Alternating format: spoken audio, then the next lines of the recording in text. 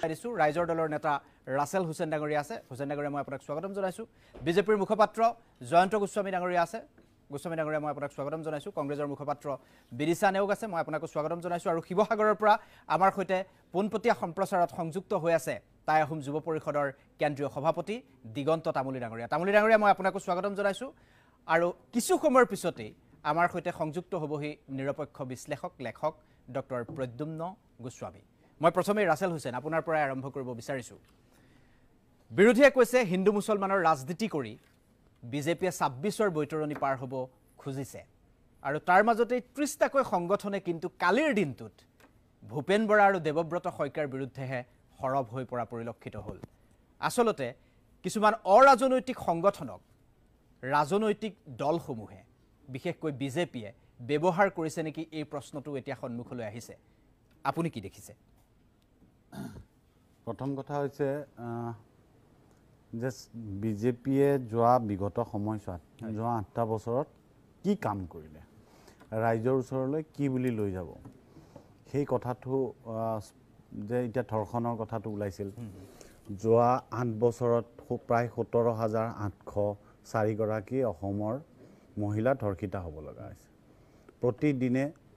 প্ৰায় ৩ গৰাকীতকৈ অধিক মহিলা অসমত ধৰ্ষিতা হৈছে। যে আইন শৃংখলাৰ যিটো অৱস্থা আৰু যি অৰাজকতা। দ্বিতীয় কথাটো হৈছে যে যি নিবনুৱা সমস্যা, ১২,৬০০টা পদৰ যি মানে পৰীক্ষা হৈছে, তাত ৩২ লক্ষ অসমৰ নিবনুৱাই তাৰে কাৰণে ইণ্টাৰভিউ দিবলৈ ওলাইছে। যে এনেকুৱা এটা প্ৰেক্ষাপটত যে আমি ঋণৰ বোজা, কেনেকৈ ঋণৰ বোজাত ডুব গৈছোঁ, এইবোৰ এৰাই চলিব লাগিলে জনগণক আটাইতকৈ সহজ উপায়টোৱে হ'ল ধৰ্মৰ নামত, জাতিৰ নামত ভাগ ভাগ কৰা।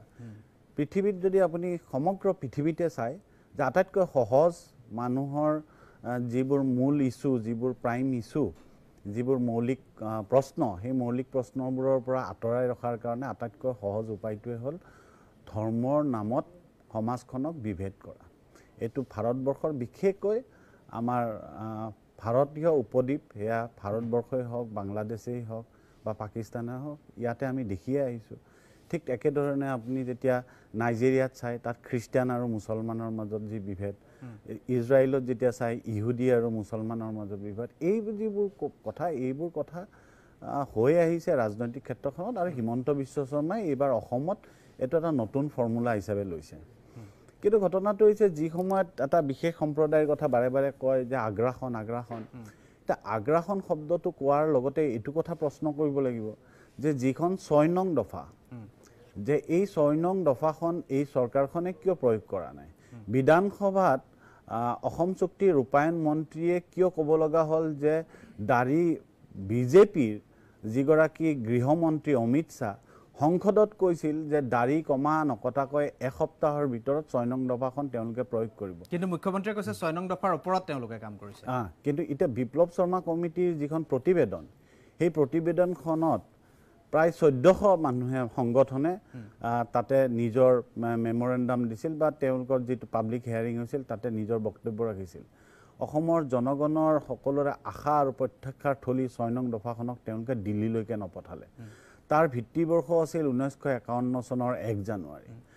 অসমৰ দীৰ্ঘকালৰ আটাইতকৈ ডাঙৰ বৃহৎ সমস্যাটো হ'ল বিদেশী সমস্যা।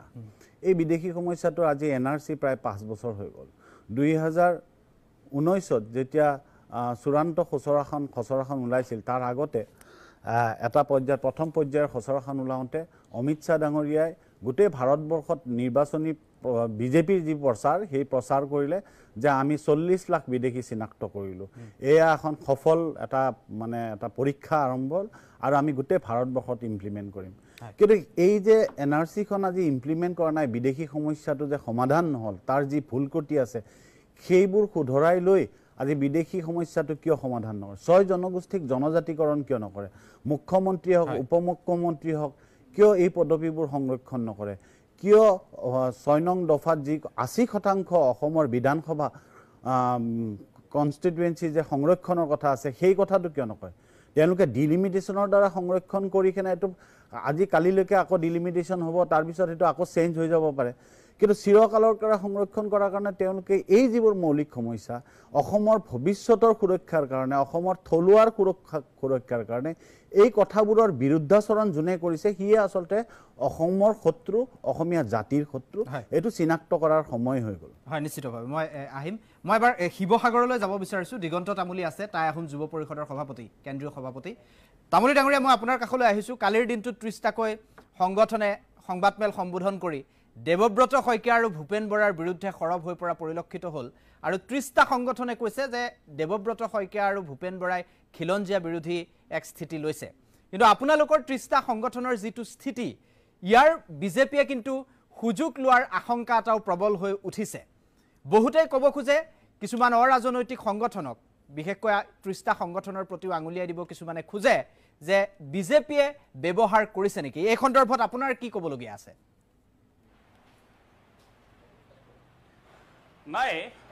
সব 30টা জাতীয় জনগোষ্ঠীয় সংগঠনে খিলঞ্জীয়াৰ অধিকাৰ ৰক্ষাৰ স্বাৰ্থত সংগ্ৰাম কৰিছে এটো বিজেপিয়ে ব্যৱহাৰ কৰিছে বুলি যেটো অভিযোগ কোনোবাই উত্থাপন কৰিছে বুলি আপুনি কৈছে এয়া ভিত্তিটো জনাব লাগিব নহয় আজি বিজেপিয়ে যদি 30টা সংগঠনক ব্যৱহাৰ কৰিছে কত কৰিছে ভিত্তিটো ক'ব লাগিব তা ভিত্তিহীন কথা এটা কৈ থাকিলে নহব আপুনি চাব যে 19 তাৰিখৰ পৰা যেটো ইয়াত আন্দোলন হৈছিল এগৰাকী খিলঞ্জীয়া এগৰাকী কিখুৰী অনাঅসমীয়া ব্যৱসায়ীয়ে যেতিয়া ৰাজপথত গুৰুলাগুলকৈ পিটিলে তেতিয়া 30টা সংগঠনে খিলঞ্জীয়াৰ অধিকাৰৰ স্বাৰ্থত এই ছোৱালীগৰাকীক ন্যায় দিয়া স্বাৰ্থত ৰাজপথলৈ ওলাই আহিলে তেতিয়াতো সেই সকলে সমৰ্থন কৰিছিল তো গতিকে এই কথাবিলাকত এতিয়া আমি যেতিয়া ঢিঙৰ ঘটনাটো হ'ল আপোনালোকে চাব যে যিসকল বিদেশী মূলৰ যিসকল ব্যক্তি আছে সেই সকলৰ যোৱা যেটো আগ্ৰাসনৰ যেটো ভয় আমাৰ ভাষা সংস্কৃতি মাটি ৰাজনৈতিক অধিকাৰ নিয়োগ সংস্থাপন সেই সকলো আগ্ৰাসন কৰা যেটো ভয় আজি ভয় নহয় নহয় এটো হেতু ভাৰতবৰ্ষৰ স্বাধীনতাৰ সময়তে হওক অসম আন্দোলনৰ সময়তে হওক আজি দশক জুৰি অসমৰ হেতু ৰাইজে ভয় কৰি আহিছে সংকাৰ প্ৰকাশ কৰি আহিছে এই ক্ষেত্ৰত কংগ্ৰেছৰ ৰাজনীতি কৰিছে বিজেপিৰ ৰাজনীতি কৰিছে আজি সেই কংগ্ৰেছৰ দলটোৱে কংগ্ৰেছৰ দীৰ্ঘদিন শাসনত থকা পাছতো এই ক্ষেত্ৰত কি কাম কৰিলে তেওঁলোকে এই কথাবিলাক তেওঁলোকে ক'ব লাগিব নহয় হয় বিজেপিয়ে ৰাজনীতি কৰা আমি দেখিছো তেওঁলোকে হিন্দু নামত ৰাজনীতি কৰিছে কিন্তু আমাৰ কথা হ'ল আমাৰ ইয়াত বিজেপি দলে কি ৰাজনীতি কৰিছে আমাৰ প্ৰশ্ন নাহে ইয়াত কংগ্ৰেছে কি ৰাজনীতি কৰিছে প্ৰশ্ন নাহে আমাৰ সংগ্ৰাম হ'ল পোনপটীয়া আমাৰ সংগ্ৰাম হ'ল খিলঞ্জীয়া ৰাইজৰ স্বাৰ্থ সুৰক্ষাৰ এখন সংগ্ৰাম তাক লৈ কোনো এটা ৰাজনৈতিক দলে যাতে তেওঁলোকৰ ৰাজনৈতিক ৰুটি হেকিব নোৱাৰে তাৰ কাৰণে আমি হকিয়ে দিছো আজি বিজেপি সুযোগটো কোনে দিছে আজি বিজেপিক আক্ৰমণ কৰক আমাক ক'বলগীয়া নাই কংগ্ৰেছে ৰাজনীতি কৰক আমাক ক'বলগীয়া নাই কিন্তু বিজেপিক আক্ৰমণ কৰিবলৈ গৈ 30 জাতীয় জনগোষ্ঠীয় যেটো সংগ্ৰাম এই ছোৱালীগৰাকীক ন্যায় দিয়ে যেটো সংগ্ৰাম সেই সংগ্ৰামটোক ভেংগুচালি কৰিলে আমি খিলঞ্জীয়া ৰাইজে কেনে ধৰণে আমি কংগ্ৰেছক কথা মানি ল'ব পাৰো আৰু যদি সেই কথাটো আমি প্ৰতিবাদ কৰো তেতিয়া হলে কি আমি বিজেপিক সহায় কৰা বুজাই নেকি আৰু বিজেপি বিৰুদ্ধে আমি আন্দোলন যদি কৰো বিজেপি চৰকাৰৰ হটকাই নীতি বিৰুদ্ধে যদি আমি আন্দোলন কৰো এইটো নুবুজাই যে আমি হেতু আমি কংগ্ৰেছক বা অন্য বিৰোধী দলক আমি সহায় কৰিবলৈ গৈছো এই কথাটো স্পষ্ট যে আমাৰ যেটো আন্দোলন খিলঞ্জীয়া সুৰক্ষাৰ স্বাৰ্থত আন্দোলন আৰু প্ৰশ্নটো খিলঞ্জীয়া আৰু অখিলঞ্জীয়াৰ মাজত কি হিন্দুৱে হওক মুছলমানে হওক অসমত খিলঞ্জীয়া অধিকাৰ থাকিব লাগিব এটো স্পষ্ট কথা তামুলী ডাঙৰীয়া মই আৰু এটা স্থিতি আপোনাৰ পৰা স্পষ্টকৈ জানিব বিচাৰিছো মুখ্যমন্ত্ৰী ডক্টৰ হিমন্ত বিশ্ব শৰ্মাই বিধানসভাৰ মজিয়াত এটা সম্প্ৰদায়ক লৈ বিশেষ সম্প্ৰদায়ক লৈ যি মন্তব্য কৰিছে সেই আপুনিও শুনিছে ময়ো শুনিছো মই পুনৰবাৰ দোহাৰিব খোজা নাই মুখ্যমন্ত্ৰীৰ যেটো স্থিতি সেই স্থিতিটো লৈ আপোনালোকৰ 30টা সংগঠনৰ সমৰ্থন আছে নে আপোনালোকেও ভাবিছে মুখ্যমন্ত্ৰীয়ে হিন্দু মুছলমানৰ ৰাজনীতি কৰা বুলি চাওক ভাৰতবৰ্ষখন হ'ল এখন ধৰ্মনিৰপেক্ষ দেশ আৰু যিকোনো সাংবিধানিক পদবীত থকা যিকোনো ব্যক্তিয়ে কেতিয়াও কোনো এটা বিশেষ সম্প্ৰদায় বিশেষ ধৰ্মৰ প্ৰতি অতিৰিক্ত হদয় দেখুৱাটো বা অন্যান্য ধৰ্মাৱলম্বী মানুহবিলাকক আক্ৰমণ কৰাটো কেতিয়াও সমীচীন নহয় এটো কেতিয়াও আমি সমৰ্থন নকৰো যিকোনো সাংবিধানিক পদত থকা মানুহে সদায় নিৰপেক্ষতাৰে ভাৰতীয় সংবিধান মানি কাম কৰাটো আমি বিচাৰো নিশ্চিতভাৱে মই আপোনাৰ কাষলৈ যাম আপুনি আমাৰ সৈতে সংযোগ হৈ থাকিব বিদিশা নেওক নিশ্চিতভাৱে আপোনাৰ দিগন্ত তামুলীৰ কথাখিনিৰ ওপৰত ক'বলগীয়া থাকিব ধন্যবাদ চাওক আমি এজ এ অসমীয়া হিচাপে আমি সদায় এটাই আমাৰ উদ্দেশ্য আৰু লক্ষ্য যে অসমীয়া সুৰক্ষিত হৈ থাকিব লাগে অসমীয়া জাতি সুৰক্ষিত হৈ থাকিব লাগে অসমবাসীৰ আহিবলগীয়া প্ৰজন্ম সুৰক্ষিত হৈ থাকিব লাগে এতিয়া কথাটো হ'ল ৩০টা সংগঠনে শিৱসাগৰত যি প্ৰতিবাদ কৰিলে যি ধৰণে প্ৰতিবাদ কৰিলে সেই সংগ্ৰামী প্ৰতিবাদক আমি শুভেচ্ছা জনাইছোঁ আৰু আমি তাক লৈ খুব মানে ভাল অনুভৱ কৰিছোঁ যে আমাৰ অসমতো এনেকুৱা খিলঞ্জীয়া দপদপনি আছে কিন্তু কথাটো হ'ল তেওঁলোকৰ আৰু মই ভাবোঁ তেওঁলোকৰ আৰু আমাৰ মাজত হয়তো কিবা এটা ভুল বুজাবুজিহে হৈছে কাৰণ আপুনি যদি বিধানসভাৰ কাৰ্যক্ৰমণিকা চায় তেতিয়াহ'লে আমাৰ দেৱব্ৰত শইকীয়া ডাঙৰীয়া বিৰোধী দলপতি আমাৰ নেতা দেৱব্ৰত শইকীয়া ডাঙৰীয়াই এটা কথাহে কৈছিল যে প্ৰশাসনৰ হেমাহিৰ কাৰণে বা মুখ্যমন্ত্ৰী মহোদয়ৰ যি এক ডাঙৰ ডাঙৰ ভাষণত প্ৰশাসন যন্ত্ৰ তেওঁৰ হাতত তেওঁ যি ধৰণে বিচাৰে তেনেকেই কামবোৰ হয় এনেকুৱা ধৰণৰ কথাবিলাক কৈ থাকে সেই প্ৰশাসনৰ হেমাহিৰ কাৰণে বা তেনেকুৱা যি প্ৰশাসনিক বিষয়াসকলৰ হেমাহিৰ কাৰণেহে তেনেকুৱা এটা মানে তাৎক্ষণিক সিদ্ধান্ত এটা নোলোৱাৰ কাৰণে বা তাৎক্ষণিকভাৱে তেওঁলোকে কিবা এটা নকৰাৰ কাৰণে এই দীঘলীয়া পিছৰ পৰিস্থিতিটো উদ্ভৱ হ'বলৈ পালে বুলিহে একচুৱেলি আমাৰ বিৰোধী দলপতি দেৱব্ৰত শইকীয়া ডাঙৰীয়াই কৈছে গতিকে এই কথাটো ভাবোঁ মই অকণমান ভুল বুজাবুজিও ক'ৰবাত হৈছে কংগ্ৰেছ দল বা আমাৰ কংগ্ৰেছ দলৰ সভাপতি ভূপেন বৰা ডাঙৰীয়া বা আমাৰ বিৰোধী দলপতি দেৱব্ৰত শইকীয়া ডাঙৰীয়া বা কংগ্ৰেছৰ যিকোনো কাৰ্যকৰ্তা নেতা কোনো আমাৰ খিলঞ্জীয়াৰ এগেইনষ্ট কৰা নাই বা ৩০টা সংগঠনৰ আমি এগেইনষ্ট কৰা নাই কিন্তু আমি আৰু এটা কথা যিটো আমি প্ৰতিলিপি পাইছোঁ সেইটো ৩০টা সংগঠনে কৰা বুলি কয় কিন্তু যিখন প্ৰেছ বিবৃতি দিছে তাত কেৱল 11জন মানুহৰহে চহী আছে বাকী 19টা সংগঠনৰ প্ৰতিনিধিৰ চহী আমি দেখা নাই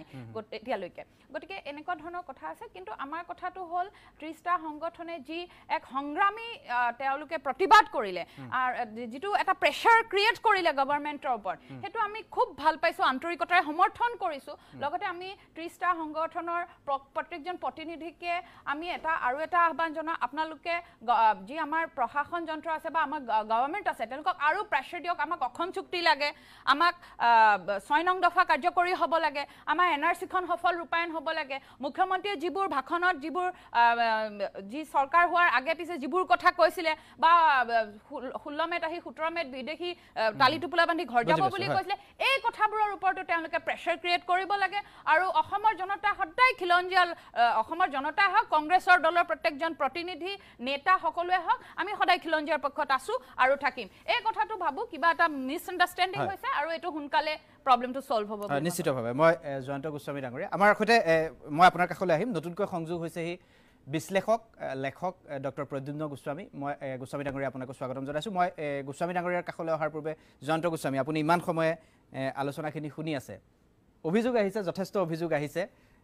ইছ্যু নাই ২৬ৰ নিৰ্বাচনলৈ আপোনালোকৰ একো নকৰা বুলিয়ে কৈছে আৰু হিন্দু মুছলমানৰ ৰাজনীতিৰে কেৱল ২৬ৰ বৈতৰণিটো পাৰ হ'বলৈ বিজেপিয়ে এইখিনি কৰি থকা বুলি অভিযোগ আহিছে কি ক'ব চাওক এতিয়া প্ৰথম কথা খিলঞ্জীয়াৰ প্ৰভুত্ব এইখন অসমত থাকিব লাগিব ডক্টৰ হিমন্ত বিশ্ব শৰ্মাৰ স্পষ্ট মত খিলঞ্জীয়া অসমীয়া হিন্দু মুছলমান তথা ভাৰতীয় মূলৰ জনসাধাৰণৰ প্ৰভুত্ব এইখন অসমত থাকিব লাগিব এইটো কথা স্পষ্ট আৰু সেইকাৰণে ডিলিমিটেশ্যনৰ জৰিয়তে ১০০টাতকৈ অধিক চিট ১০০টাতকৈ অধিক বিধানসভা সমষ্টি খিলঞ্জীয়া অসমীয়া হিন্দু মুছলমানৰ প্ৰভুত্বতা অহা ৫০ বছৰলৈকে থাকিব তাৰ নিশ্চিত কৰিলে ডক্টৰ হিমন্ত বিশ্ব শৰ্মা ডাঙৰীয়াই একে সময়তে এইখন অসমত খিলঞ্জীয়াৰ হাতত ভূমি থাকিব লাগিব ভূমি নীতি Assam land and revenue regulation 1886 তাক তাৰ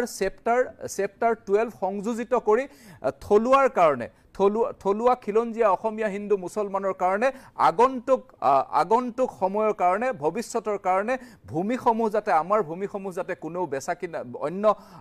লোকে বেচা কিনা কৰিব নোৱাৰে তাৰ কাৰণে ব্যৱস্থা কৰি এই চেপ্টাৰ 12 সংযোজিত কৰিলে আৰু নিশ্চিতভাৱে ই এক যুগান্তকাৰী সিদ্ধান্ত একে সময়তে আপুনি যদি চাই যে এইখন অসমত প্ৰভুত্ব ৰাখিব লাগিব এডমিনিষ্ট্ৰেশ্যনত অৰ্থাৎ যিটো ক্লজ 6 অসম চুক্তিৰ যিটো কথা যে তাতে আছিলে এডমিনিষ্ট্ৰেটিভ ছেফগাৰ্ডৰ কাৰণে আগন্তুক দিনত যাতে কেৱল মাত্ৰ অসমীয়া লোকেহে এইখন অসমত চাকৰি বাকৰি পাব পাৰে তাৰ কাৰণে ডমিচাইল নীতি প্ৰস্তুত কৰিবৰ কাৰণে চৰকাৰে ইতিমধ্যে সিদ্ধান্ত লৈছে গতিকে এইখন অসমত ভৱিষ্যতৰ দিনত কেৱল মাত্ৰ খিলঞ্জীয়া অসমীয়া হিন্দু মুছলমান তথা ভাৰতীয় মূলৰ জনসাধাৰণে ইয়াতে চাকৰি বাকৰি পাব তাৰ কাৰণে ব্যৱস্থা এইখন চৰকাৰে কৰিছে একে সময়তে যেটো কালচাৰেল সেফগাৰ্ডৰ কাৰণে যদি চোৱা যায় তেতিয়াহলে দেখিব মহাবীৰ লাচিত বৰফুকনক বিশ্বৰ দৰবাৰত প্ৰতিষ্ঠা কৰিবৰ কাৰণে একে সময়তে চৰাইদেউ বিশ্বৰ ঐতিহাসিক ক্ষেত্ৰ হিচাপে ঘোষণা কৰাৰ যি প্ৰেক্ষাপট ডক্টৰ হিমন্ত বিশ্ব শৰ্মা ডাঙৰীয়াই ৰচনা কৰিছিল তেওঁৰ কষ্ট আৰু কষ্টসাধ্যৰ কাৰণে নিশ্চিতভাৱে অসমৰ বিহু একে সময়তে আগন্তুক দিনত ঝুমুৰ এই আমাৰ যি কালচাৰেল এক্টিভিটিজ অসমৰ যি সাংস্কৃতিক যি বৰঘৰ তাক শক্তিশালী কৰিবৰ কাৰণে বিশ্বৰ দৰবাৰত প্ৰস্তুত কৰিবৰ কাৰণে কৈছে ৰ'ব মই কৈ লম এতিয়া কথাটো হৈছে এইটো হৈছে সাংস্কৃতিক সেফগাৰ্ড একে সময়তে সাহিত্যৰ ক্ষেত্ৰত যদি চাই তেতিয়াহ'লে সিদিনা মণিপুৰী ভাষাক সহযোগী ভাষা হিচাপে স্বীকৃতি প্ৰদান কৰি অসমৰ খিলঞ্জীয়া ভাষা সংস্কৃতিসমূহ যাতে আগন্তুক দিনত সেফগাৰ্ড দিব পৰা যায় তাৰ কাৰণে ডক্টৰ হিমন্ত বিশ্ব শৰ্মা ডাঙৰীয়াই কাম কাজ কৰিছে একে সময়তে আপুনি যদি চাই তেতিয়াহ'লে দেখা পাব যে অসমৰ অন্তঃগাঁথনি শক্তিশালী কৰিবৰ কাৰণে ডক্টৰ হিমন্ত বিশ্ব শৰ্মা ডাঙৰীয়াই কাম কাজ কৰিছে বিৰোধীয়ে যি ধৰণে কৈছে যে আমাৰ হাতত কোনো ইস্যু নাই আমাৰ হাতত এটা স্পষ্ট ইস্যু যে আগন্তুক দিনত অসমৰ খিলঞ্জীয়া অসমীয়া হিন্দু মুছলমানৰ এইখন অসমত প্ৰভুত্ব থাকিব লাগিব তাৰ কথাই ডক্টৰ হিমন্ত বিশ্ব শৰ্মা ডাঙৰীয়াই কৈছে হিমন্ত বিশ্ব শৰ্মা ডাঙৰীয়াৰ স্পষ্ট মত এইখন অসম কেৱল মাত্ৰ খিলঞ্জীয়া অসমীয়া হিন্দু মুছলমান তথা ভাৰতীয় মূলৰ জনসাধাৰণৰ প্ৰভুত্ব থাকিব লাগিব ইয়াত যি বংগীয় মুছলমানৰ যে দৈনিক আগ্ৰাসন তাক ৰোধ কৰিব লাগিব আৰু যি ধৰণেৰে যি আগ্ৰাসন হৈছে তাক শক্তিশালী ৰূপত প্ৰত্যাহ্বান কৰিব লাগিব আৰু আগন্তুক দিনত আমি সকলোৱে মিলি এইখন অসমক ৰাষ্ট্ৰৰ ভিতৰতে শ্ৰেষ্ঠ ৰাজ্য হিচাপে প্ৰতিষ্ঠা কৰিব লাগিব হয় কিন্তু এতিয়া যেটো মেৰু বিভাজনৰ কথা আহিছে এই মেৰু বিভাজনটো আৰম্ভ হৈছে বুলি কোৱা হৈছে আৰু বিজেপিয়ে হিন্দু মুছলমানৰ ৰাজনীতি কৰা বুলি যেটো অভিযোগ আহিছে এই সন্দৰ্ভত আপোনাৰ নিশ্চয় ক'বলগীয়া আছে কথাটো হৈছে এটো যে নিশ্চিতভাৱে ভাৰতীয় জনতা পাৰ্টিৰ চৰকাৰখনে ডক্টৰ হিমন্ত বিশ্ব শৰ্মা ডাঙৰীয়াৰ চৰকাৰখনে কেতিয়াও মেৰু বিভাজন কৰা নাই বৰংচ আপুনি যদি চাই মাদ্ৰাসাসমূহ প্ৰাইভেট মাদ্ৰাসাসমূহ যি দৈনিক গা কৰি উঠা প্ৰাইভেট মাদ্ৰাসাসমূহ বন্ধ কৰি যে চৰকাৰী মাদ্ৰাসাসমূহ বন্ধ কৰি এইখন চৰকাৰে সেই চৰ অঞ্চলৰ ল'ৰা ছোৱালীবিলাকক তেওঁলোকক জেনেৰেল স্কুললৈকে নিবৰ কাৰণে ডক্টৰ হিমন্ত বিশ্ব শৰ্মা ডাঙৰীয়াই চেষ্টা কৰিলে একে সময়তে বাল্য বিবাহ ৰোধ কৰি যে বংগীয় মুছলমানৰ যি জনসংখ্যাৰ যি জনবিস্ফোৰণ তাক ৰোধ কৰিবৰ কাৰণে তেওঁলোকৰ মহিলাসকলক প্ৰটেক্ট কৰিবৰ কাৰণে তেওঁলোকৰ স্বাস্থ্য যাতে সুকলমে থাকে ভালকৈ থাকে তাৰ কাৰণে ডক্টৰ হিমন্ত বিশ্ব শৰ্মা ডাঙৰীয়াই কাম কাজ কৰিলে গতিকে ডক্টৰ হিমন্ত বিশ্ব শৰ্মা ডাঙৰীয়াই সামগ্ৰিকভাৱে সমগ্ৰ অসমৰ জনসাধাৰণৰ উন্নয়নৰ কাৰণে কাম কাজ কৰিছে মই আপোনাৰ ওচৰলৈ আহিম নিশ্চিতভাৱে ৰাছেল হুছেইনৰো কিবা ক'বলগীয়া থাকিব জয়ন্ত গোস্বামীৰ কথাখিনিৰ ওপৰত মই ডক্টৰ প্ৰদ্যুম্ন গোস্বামী ডাঙৰীয়া মই আপোনাৰ কাষলৈ আহিছোঁ ইমান সময় আপুনি আলোচনাটো শুনিলে সাম্প্ৰতিক যিটো ৰাজনৈতিক প্ৰেক্ষাপট এই প্ৰেক্ষাপটটো ২৬ৰ নিৰ্বাচন সন্মুখত আছে হিন্দু মুছলমানৰ ৰাজনীতি আৰম্ভ হোৱা বুলি কৈছে সমান্তৰালভাৱে উজনিত যদি আমি চাওঁ খিলঞ্জীয়াৰ অধিকাৰৰ সুৰক্ষাৰ দাবীত আজিও ডিব্ৰুগড়ত ১২টাকৈ সংগঠন ৰাজপথলৈ ওলাই আহিছে বঙাইগাঁৱত খিলঞ্জীয়া ঐক্যমঞ্চ গঠন হৈছে ইয়াৰ মাজত আপুনি ৰাজনৈতিক যেটো প্ৰেক্ষাপট এই প্ৰেক্ষাপটটো কোন দিশে যোৱা যেন অনুমান হয় আপোনাৰ ধন্যবাদ প্ৰথম কথাটো হৈছে কি ৰাজনৈতিক প্ৰেক্ষাপটটো আপুনি যদি বিশ্লেষণ কৰিবলৈ যায় তেতিয়া গোটেই ইতিহাসটো যদি চাই আমাৰ ভাৰতীয় ইতিহাসত বা আজিৰ তাৰিখত বিশ্বৰ ইতিহাসো যদি আপুনি খুচৰি চাই এটা বস্তুৱে দেখিব সমগ্ৰ বিশ্ব বা ভাৰতীয় ইতিহাসত গোটেই ৰাজনীতিটো সদায় আমি যিমানেই গালিগালাজ পাৰি নাথাকোঁ যিমানেই টকছত ডাঙৰ কথা কৈ নাথাকোঁ যিমানেই পেপাৰত ডাঙৰ আৰ্টিকল লিখি নাথাকোঁ ফাইনেলি গৈ পেলাই কিন্তু গোটেই ৰাজনীতিটো সদায় মেৰুকৰণৰ ৰাজনীতিয়ে হয় সি ধৰ্মভিত্তিক এটা ৰাজনীতিয়ে হয় কাৰণ আজি বিশেষকৈ ভাৰতীয় সমাজ ব্যৱস্থাখন আজিৰ তাৰিখতো ইমান বেছি শিক্ষিত বা ইমান বেছি বিবেকবান হৈ উঠা নাই যে ধৰ্মৰ উদ্ধতকৈ এটা ৰাজনীতি এখন দেশৰ ৰাজনৈতিক ব্যৱস্থাটো কণ্ট্ৰল কৰিব পাৰে সেইকাৰণে যি দলেই নহওক সি বিজেপিয়ে হওক বা অন্যান্য কংগ্ৰেছে হওক বা অন্যান্য যি দলেই নহওক প্ৰত্যেকটো দলেই এটা আপোনাৰ নিৰ্বাচনৰ আগত তেওঁলোকৰ গোটেই বিষয়টো ধৰ্মীয় মেৰুকৰণ বা ধৰ্মীয় দৃষ্টিভংগীৰে বা জাতপাতৰ দৃষ্টিভংগীৰে গোটেই বিষয়টো গুচি যায় গতিকে মই সেই বিষয়টোত ক'বলগীয়া নাই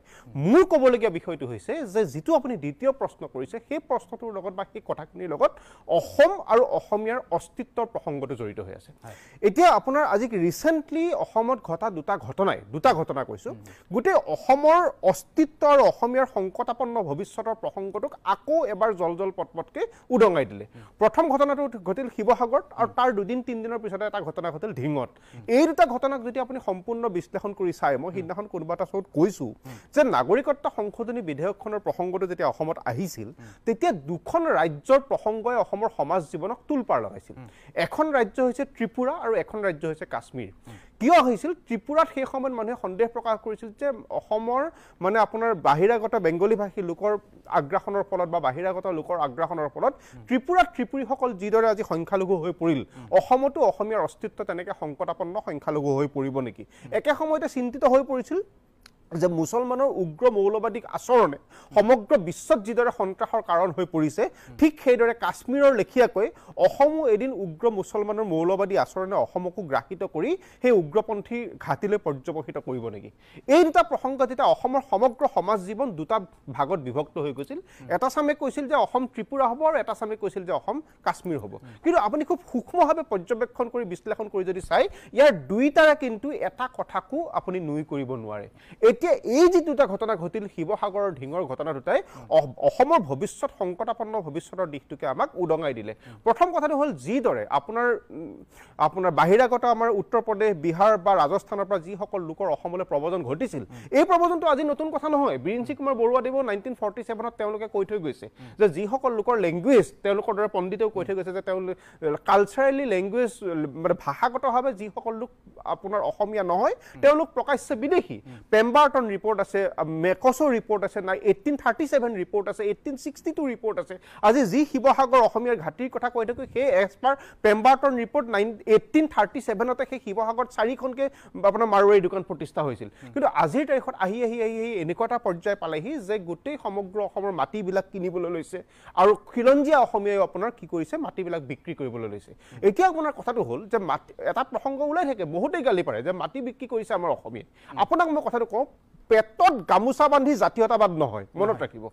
মই যেতিয়া কোনোবাই মোক আহি পেলাই বেছি দামত একঠা মাটি বা এডৰা মাটি এবিঘা মাটি মোক এজন অসমীয়াই 10 লাখ টকা দিছে কোনোবাই 50 লাখ টকা দিছে আপুনি এজন সাধাৰণ মানুহক সুধিছে তেওঁ কাক দিব আৰু এতিয়া যিবোৰ মানে কৃষিগত অঞ্চল আছে খেতি য'ত হয় সেই কৃষিগত অঞ্চলবিলাকক খেতিৰ প্ৰডাকশ্যনবিলাক কেনেকুৱা হৈছে যিবোৰ খেতিৰ প্ৰডাকশ্যন হৈছে সেইবিলাক প্ৰপাৰ MSP পাইছোঁ নে নাই এটা খেতিৰ পৰিৱেশ আছে নাই আমাৰ ডাইভাৰ্চিটি অফ ক্ৰপ মানে এগ্ৰিকালচাৰ প্ৰডাকশ্যনত আমাৰ আছে নাই এডৰা মাটিত আমি কেইটা খেতি কৰিবলৈ সক্ষম হৈছোঁ আৰু সেই খেতিডৰাত আমি কিমান প্ৰডাকশ্যন কৰিব পাৰিছোঁ যিমান খৰচ কৰি ধান কৰিলোঁ তাৰ পৰা আমি সেই ধানৰ পৰা আমাৰ উৎপাদন ক্ষমতা কিমান হৈছে কৃষকেও যেতিয়া এডৰা মাটিত তেওঁলোকৰ প্ৰডাকশ্যন ভেলুটো নাপায় তেওঁলোকে প্ৰপাৰলি MSPটো নাপায় প্ৰপাৰলি বিভিন্ন ধৰণৰ উৎপাদনৰ হোৱা খৰচাখিনিয়ে নাপায় সেইখিনি মাটি বিক্ৰী কৰিব বিচাৰে আৰু সেই বিক্ৰী কৰা মাটিখিনি বাহিৰাগত আহি পেলাই সেই মাটিখিনি কিনিব বিচাৰে গতিকে প্ৰথম কথাটো হৈছে কি এই কথাটো যদি আমি ৰুট কৰিবলগীয়া হয় আমাৰ লেণ্ড এক্টটো আমাৰ যেনেকৈ যিটো কথা কৈছে আমি এটা ইমপ্লিমেণ্ট কৰিবই লাগিব আৰু দ্বিতীয় প্ৰসংগটো আহি পৰিছে আপোনাৰ মানে আমি এটা জাতি যেতিয়া বচাবলৈ যাওঁ মানে আমি নিজস্বতাভাৱে কি কৰিছোঁ সেই অসমীয়া শিপিনীসকলৰ গামোচাটো নিকিনি আমি যেতিয়া পাৱাৰলুমৰ গামোচা কিনা এটা মানসিকতা আমি গঢ় লৈ উঠিব সেই এটা মানসিকতা আমি অসমীয়া জাতি ৰক্ষা কৰিব নোৱাৰে আজি আমি গালি পাৰিছোঁ হয় তেওঁলোক গুচি যাব লাগে আমাৰ অসমীয়াৰ কিমানখিনি আপোনাৰ গোটেই বস্তুটোত আপোনাৰ নিজস্ব কেপাচিটি বিল্ড আপ কৰিছোঁ আমাৰ স্কিল লেবাৰ আমি কিমান উলিয়াইছোঁ আমি স্কিল লেবাৰ উলিয়াবৰ কাৰণে কিমান যত্ন কৰিছোঁ গতিকে এটা জাতিক যেতিয়া আপুনি ৰক্ষা কৰিবলগীয়া হ'ব সেই জাতিটোক খুব টেকনিকেলি সাইণ্টিফিকেলি আপোনাৰ সংঘবদ্ধ হবে আৰু সুপৰিকল্পিত বৈজ্ঞানিক পৰিকল্পনা লৈ পেলাই জাতিটোক আগবঢ়াই দিব লাগিব গতিকে এটা জাতিক আপুনি দুদিনত এটা আন্দোলন কৰি জাতিটোক মানে আপুনি হেৰি কৰিব নোৱাৰে আৰু ইপিনে ঢিঙৰ যিটো ঘটনা হ'ল সেই ঢিঙৰ ঘটনাটো আমাৰ কথাতে আমাৰ জনগাঁথনিৰ ব্যাপক পৰিৱৰ্তন হৈছে কোনোবাই মানি লওক নলওক এইটো বাস্তৱ সত্য যে জনগাঁথনি নামনি অসমৰ জনগাঁথনি যদি চাই এতিয়া বৰদোৱাৰ প্ৰসংগ আহিছে মই নগাঁৱৰ ল'ৰা নগাঁৱৰ সেই ৰাস্তাটোত ৰাতিটোৰ ভিতৰতে যিবিলাক ঘৰ হৈ যায় আমি নাজানো নেকি সেইবিলাক ঘৰ ক'ৰ পৰা কেনেকৈ হৈছে গতিকে এই ব্যাপক জনগাঁথনি পৰিৱৰ্তনটো আমি এতিয়াই ৰোধ কৰিব পাৰিব লাগিব আৰু এই কথাটো অসমৰ মানুহে বাৰেপতি ভুল কৰাৰ দৰকাৰ বেয়া কথা মই বাৰেপতি এই কথাটো কওঁ যে অসমীয়া খিলঞ্জীয়া মুছলমানখিনিক অসমীয়া খিলঞ্জীয়া মুছলমান আকৌ দুই প্ৰকাৰ এক প্ৰকাৰ হৈছে আপোনাৰ প্ৰায় 800 বছৰীয়া অসমীয়া মুছলমান সেইসকল অসমৰ সমাজ জীৱনৰ অবিচ্ছেদ্য অংগ আৰু 150-200 বছৰ পুৰণি অভিবাসী মুছলমান এইসকল মুছলমান অসমীয়া আমি অসমীয়া সমাজখন বুলি ক'লে সেই হিন্দুও আছে তাত মুছলিমো আছে তাত খ্ৰীষ্টানো আছে তাত বেলেগ ধৰ্মও আছে কিন্তু এই তৃতীয় শ্ৰেণীৰ যিখিনি মুছলমান যিখিনি আপোনাৰ বাংলাদেশী সন্দেহযুক্ত নাগৰিক বুলি কওঁ গোটেই সমস্যাটো সৃষ্টি কৰিছে অসমত অনাহুত এটা পৰিৱেশ সৃষ্টি কৰিছে সেই তৃতীয় শ্ৰেণীৰ বাংলাদেশী সন্দেহযুক্ত নাগৰিকখিনিয়ে গতিকে সেই মানুহখিনিৰ ওপৰত আমি সংঘবদ্ধ ৰূপত থিয় হ'ব লাগে আৰু দ্বিতীয় কথাটো হৈছে কি খিলঞ্জীয়া মুছলমানখিনি থলুৱা মুছলমানখিনিও সংঘবদ্ধ ৰূপত সেইসকল মুছলমানৰ আগ্ৰাসনৰ বিৰুদ্ধে আগবাঢ়ি আহিব লাগে যাতে কোনো দলে সি শাসকীয় পক্ষই হওক সি বিৰোধী পক্ষই হওক বা বেলেগ দলে হওক কোনো দলে মুছলমানৰ নামত বাংলাদেশী সন্দেহযুক্ত নাগৰিকৰ নামত সকলো খিলঞ্জীয়া মুছলমানকে সাঙুৰি পেলাই এষাৰ কথা ক'বলৈ সাহস নকৰে আৰু এই নেৰেটিভটো যাতে মুছলমান বুলি ক'লে সকলো মুছলমানক সাঙুৰি পেলোৱা যিটো নেৰেটিভ এই নেৰেটিভটো বন্ধ হৈ পেলাই আমাৰ হিন্দু মুছলমান সকলোখিনি মানুহ সেই সন্দেহযুক্ত নাগৰিকখিনিৰ বিপক্ষে থিয় হ'লেহে আমি এনেকুৱা এটা নেৰেটিভ অসমত সৃষ্টি কৰিব পাৰিম হয় মই এবাৰ শিৱসাগৰলৈ যাব বিচাৰিছোঁ দিগন্ত তামুলী আপুনি কিবা এটা ক'ব খুজি আছিল তামুলী ডাঙৰীয়া মই আপোনাৰ কাষলৈ আহিছোঁ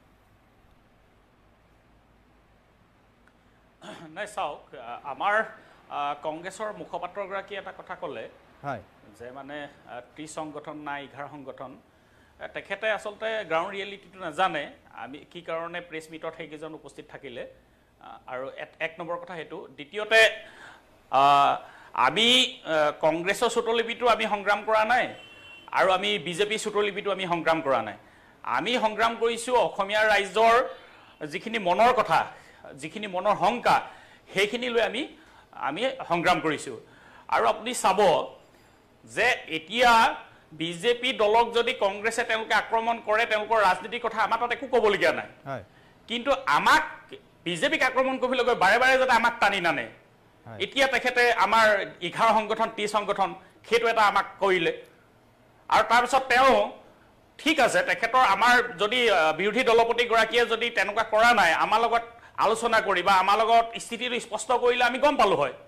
কিন্তু আমি যিখিনি দেখি আছোঁ তেওঁলোকৰ যিখিনি আচাৰ আচৰণ দেখি আছোঁ প্ৰকান্তৰে আমাক বদনাম কৰাৰ সেই কথাটোহে আমাক দুখ দিছে কথাটো হ'ল তাত আৰু দ্বিতীয়তে এটা কথা চাব পৰহিলৈ 4 তাৰিখে শিৱসাগৰত তেওঁলোকৰ এখন সভা আছে সেই সভাখনত শিৱসাগৰ সংগঠনবোৰক তেওঁলোকে নিমন্ত্ৰণ কৰাৰ কথা আছে আমি ছ'চিয়েল মিডিয়াত দেখিছোঁ এখন চিঠি যিবিলাক সংগঠন অনা অসমীয়া সংগঠনক সেইদিনাখন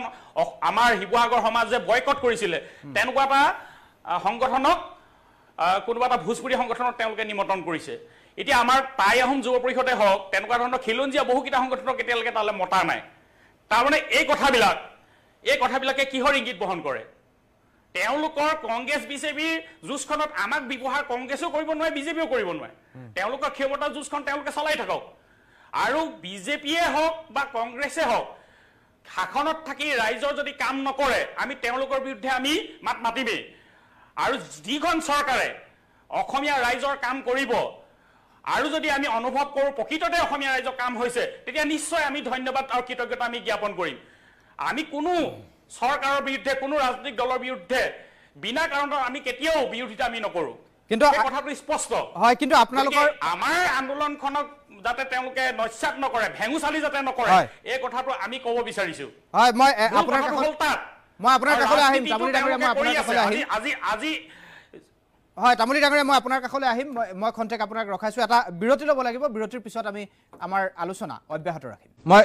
বিদিশা নেওগ আপোনাৰ কাষলৈ আহিছোঁ দিগন্ত তামুলীয়ে কিছু কথা ক'লে আপুনি যি 13টা সংগঠন আছে বুলি ক'লে তেওঁলোকৰ 11টা সংগঠন বুলি ছবিটোৰ কথাহে কৈছোঁ হয় তেওঁ কৈছে যে তেওঁলোকে কংগ্ৰেছৰ চুটলিপি মতে কাম নকৰে আচলতে এই 30টা সংগঠনৰ প্ৰতিনিধি হিচাপে যি দিগন্ত তামুলী ডাঙৰীয়া আছে তামুলী ডাঙৰীয়াৰ আপোনালোকৰ প্ৰতি যথেষ্ট ক্ষোভ মই দেখিবলৈ পাইছোঁ আপোনালোকৰ যি 4 তাৰিখৰ সভা সেই 4 তাৰিখৰ সভালৈও তেওঁলোকক নিমন্ত্ৰণ কৰা হোৱা নাই বুলি কৈছে ভোজপুৰী এটা সংগঠনক নিমন্ত্ৰণ জনোৱা বুলি তেওঁ অভিযোগ কৰিছে তেখেতৰ যি আপত্তি মই এইটো সন্মান সহকাৰে গ্ৰহণ কৰিছোঁ আৰু মই আমাৰ নেতৃত্বলৈ এইটো মই ডেফিনেটলি এইটো কথা মই পঠিয়াম যে কোনোবা যদি থাকি গৈছে ডেফিনেটলি নিমন্ত্ৰণ কৰিব আৰু আমাৰ নেতৃত্ব অলৰেডি এই বস্তুবোৰ ক্লিয়াৰ কৰিছে আৰু হয়তো চাগে কিবা কাৰণত সময়ৰ ইফাল সিফাল কাৰণ আমাৰ এখন 7 তাৰিখে চৰাইদেউতো এক্সিকিউটিভ মিটিং আছে গতিকে আমাৰ বিভিন্ন মানে প্ৰগ্ৰাম আহি আছে কংগ্ৰেছৰ গতিকে সকলোবোৰ নেতা কৰ্মী ব্যস্ত হৈ আছে একচুৱেলি যদি কৰবাত কিবা থাকি গৈছে ডেফিনেটলি সকলোকে নিমন্ত্ৰণ কৰিব আৰু মই ভাবো ভাৰতবৰ্ষৰ দৰে অসমখনো এখন বৈচিত্ৰ্যময় ৰাজ্য ইয়াত আমি সকলোবোৰ একেলগে আছো ইয়াত ডেফিনেটলি তেওঁলোকে কংগ্ৰেছৰ সূত্ৰলিপি মতে কোনো এনেকুৱা আমাৰ খিলঞ্জীয়া দল সংগঠনে মই পাৰ্সোনালি ভাবো সেইটো কথা যে কোনো ৰাজনৈতিক দলৰ সূত্ৰলিপিত কাম কৰিব নালাগে একচুৱেলি আমি খিলঞ্জীয়া দল সংগঠনৰ প্ৰতি আমাৰ অকুণ্ঠ শ্ৰদ্ধা আছে আৰু তেওঁলোকে যিবোৰ কাম কৰিছে আমি সদায় সহযোগ কৰি যাম কিন্তু আমাৰ সন্মানীয় বিৰোধী দলপতি মই আকৌ এবাৰ কৈছো দেৱব্ৰত শইকীয়া ডাঙৰীয়াৰ যেটো মন্তব্য হে মন্তব্যটো কিন্তু প্ৰশাসনৰ বিৰুদ্ধে আছিল চৰকাৰৰ বিৰুদ্ধে আছিল কিন্তু যেটো ভুল বুজাবুজি আপুনিও হোৱা বুলি কৈছে দিগন্ত তামুলী ডাঙৰীয়াও কৈছে যে বুজাবুজি যদি ভুল বুজাবুজি হৈছে কিয় 30টা কৈ দল সংগঠনৰ লগত আপোনালোকৰ ফালৰ পৰা নেতৃত্বই কিয় কথা পতা নাই ডেফিনেটলি কথা পাতিব মই কৈছো আপোনাক যে আমাৰ বিভিন্ন কাৰ্যসূচী আহি আছে আৰু এই কথাখিনি যেহেতু এই দুই দিনতে খুব ক্ষিপ্ৰতাৰে হৈছে এই বিষয়ে আমাৰ নেতৃত্ব ডেফিনেটলি কথা পাতিব কাৰণ কংগ্ৰেছ সদায় খিলঞ্জীয়াৰ পক্ষত আছে কংগ্ৰেছে সকলো দল সংগঠন লগত লৈ আৰু হিন্দু কেৱল হিন্দু মুছলিম বুলি নহয় আমাৰ সকলোৰে তেজ যেনেকৈ ৰঙা আমি সকলোৱে মানৱতাবাদী ধৰ্মত আমি বিশ্বাস কৰো কিন্তু গতিকে আমাৰ নেতৃত্বই ডেফিনেটলি এই কথাখিনি চকু দিব আৰু যদি কৰবাত অকনমানো লুফল আছে তেখেতৰ কথাখিনি মই আমাৰ নেতৃত্বলৈ ফৰৱাৰ্ড কৰিম আৰু 2 নম্বৰ কথা এই যেটো আমাৰ আপুনি মুখ্যমন্ত্ৰী ডাঙৰীয়াৰ যেটো হিন্দু মুছলিমৰ ৰাজনীতি কৰা বুলি কৈছে ডেফিনেটলি আমি সদায় এটো কথা ভাবো তেখেতে বন্ধ কোঠাত তেখেতৰ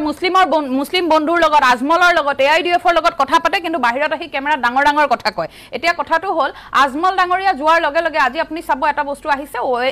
OAC ডাঙৰীয়া এটা মানে তেখেতক লৈ পেলাই এটা টুইট কৰিছে এটা পোষ্ট কৰিছে গতিকে আজমলৰ যেতিয়া আমাৰ